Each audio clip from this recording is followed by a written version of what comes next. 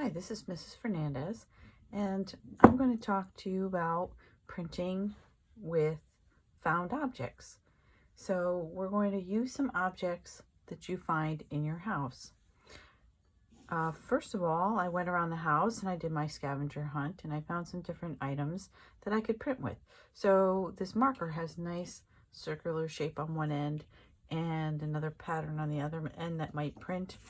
I found this thing that has little marks on it you can use to make dots or kind of drag it across the paper.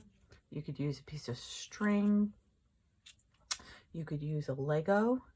So it says dots on this side. You could use the other side. I could even get a piece of get a paper clip and unfold it and make a shape out of it. I found this little toy that has an interesting shape on the bottom. This sharpener, I could use it for the shape. Some circular objects, paper towel, tubes, toilet paper tubes. The wheels on this truck, maybe. This straw-like thing would make circular patterns. The feet on this frog, we could see how that works, or this toy here. And then I'm going to use something different for my ink. So in case you don't have any ink or paint in your house, you could use watercolor if you had watercolor. But if you don't have any of that, you could use natural items.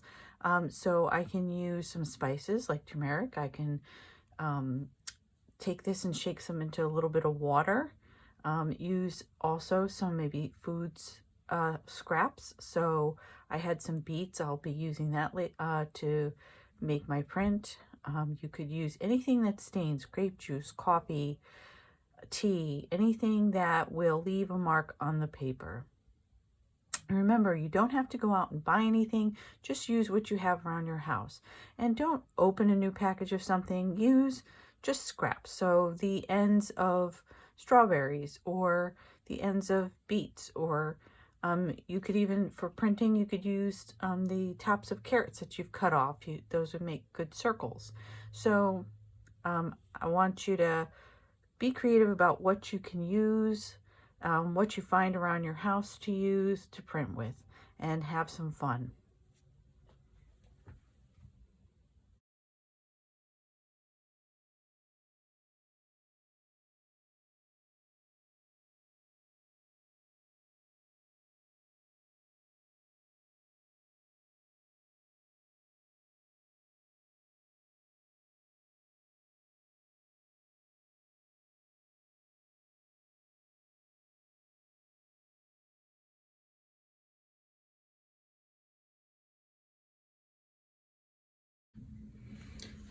So now my paper is dry, but it's all buckled and wrinkled.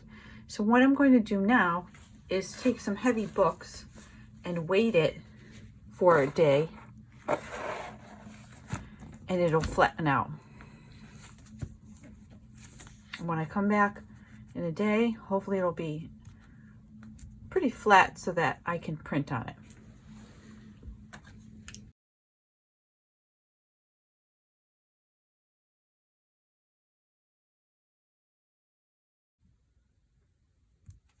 Now I'm going to take the books off my paper now that they've been sitting here for a day.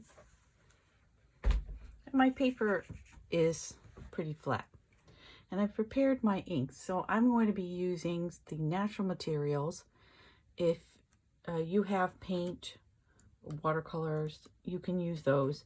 Remember, if you're using acrylic paint, you should really try adding a little bit of extra water to make them thinner so they'll print better. So here I've got some, it's a little bit of tomato and strawberry that I had left over. And I'm going to try out the colors and see what they do. They might not be very bright, so I might not want to use them. You could try to concentrate them a little more. Here I've got some coffee grounds. I let them sit, and I put a little water in them, and I let them sit for a while. I think these are good when you stir them up a little bit, so that stains a little bit. This one is some beet juice. It'll make a nice pinkish red. And I have some food coloring, so it's out of that red and brown tone. So now I'm going to start stamping with my found objects.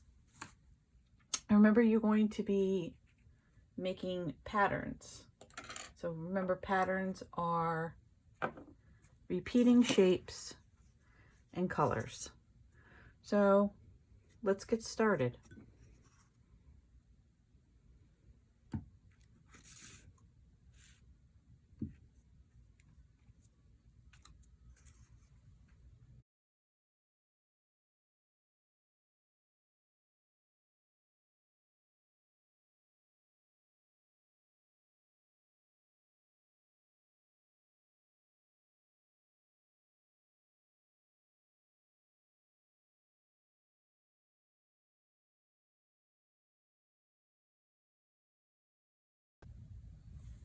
Now here's my finished print, and you could see that it's definitely got a more organic feel as opposed to using a regular printing ink. So if you're using printing ink or paint or something less fluid, you're going to get more defined lines like I have here using those the paper towel tube.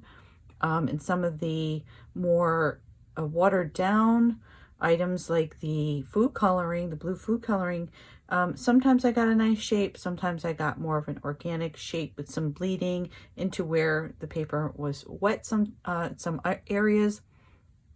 And one thing to note is that just because it's printmaking doesn't mean that you're going to get that perfect defined shape every time.